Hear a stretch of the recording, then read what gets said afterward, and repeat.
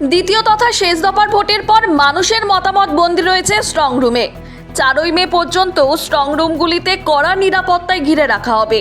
এবার যাদবপুরের আচার্য প্রফুল্ল রায় পলিটেকনিক কলেজে হওয়া স্ট্রং রুমে ভাঙড়, সোনারপুর উত্তর, বারুইপুর পূর্ব, জয়নগর ও কুলতলি এই 7 কেন্দ্রের ভোট গণনা হবে। গণনা কেন্দ্রের নজিরবিহীন নিরাপত্তা ব্যবস্থা নেওয়া হয়েছে। গোটা এলাকা কার্যত নিরাপত্তার বলয়ে মুড়ে ফেলা হয়েছে। কেন্দ্রের সামনে করা হয়েছে একাধিক স্তরের ব্যারিকেড।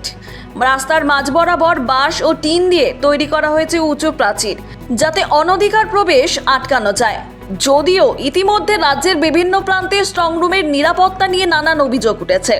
কারণ জানে যেখানে বিজেপি ক্ষমতায় আসতে পারবে না, তাই এরা স্ট্রং রুমে যে ব্যবস্থাপনা, বিশেষ করে সিসিটিভি ফুটেজ একদম ঠিকঠাক নেই। কখনো 2 ঘন্টা 3 ঘন্টা চলে যাচ্ছে, কখনো আবার আমরা বলার পর বলে বলে বলে বলে তবে ফুটেজ করছে।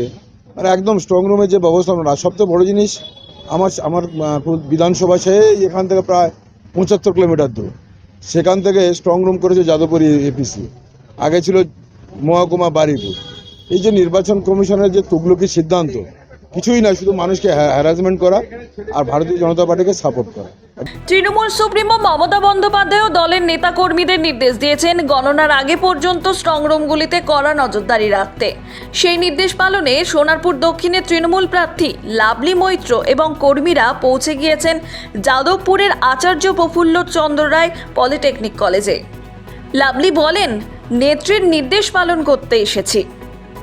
কারণ চারিদিকে যা চলছে আমরা দেখতে পাচ্ছি, তাতে আমাদের নেত্রী নির্দেশ দিয়েছেন এবং আমাদের প্রত্যেকের দায়িত্ব, কর্তব্য যে 4 তারিখ সকাল পর্যন্ত যতক্ষণ না কাউন্টিং শুরু হচ্ছে ততক্ষণ মেশিন পাহারা দেওয়া। ভোট গণনার আগে পর্যন্ত স্ট্রং রুমগুলির ওপর নজরদারি চালানো হবে বলে জানিয়েছেন তৃণমূলের নেতাকর্মীরা। দক্ষিণ 24 পরগনার যাদবপুর থেকে শশাঙ্ক মণ্ডলের রিপোর্ট, হিন্দুস্তান নিউজ পয়েন্ট।